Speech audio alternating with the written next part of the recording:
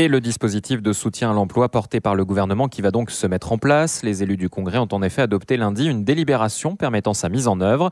Et les syndicats réagissent positivement à cette adoption, Lionel Sabot. Deux mesures qui seront bientôt déployées. La première est une allocation exceptionnelle de soutien à l'emploi, continuité du chômage partiel. La seconde prévoit la création d'un fonds emploi.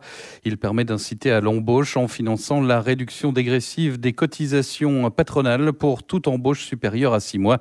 Ces mesures permettront à 4000 salariés d'être maintenus dans leur entreprise, selon le membre du gouvernement en charge du travail et de l'emploi, Christopher Gigès. Elles ont été présentées en concertation avec les syndicats d'employés et patronaux. C'est un premier pas vers la relance économique du territoire, selon la présidente du MEDEF, Mime Sidélé.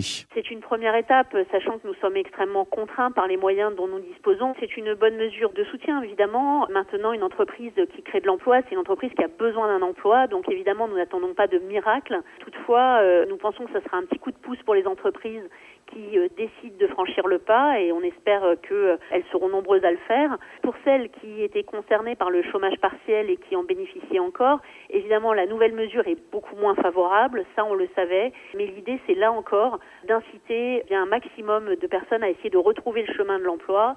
Donc nous sommes satisfaits de la mise en œuvre de ces deux dispositifs qui vont dans le sens de l'emploi, qui ont fait l'objet d'une concertation. Nous ferons le bilan à la fin de l'année, mais évidemment aujourd'hui nous naviguons à vue du fait de la grande tension sur les finances publiques, ça c'est certain. Des propos recueillis par Charlotte Colson, deux dispositifs d'un montant total de 4 milliards de francs qui sont entièrement financés par l'État.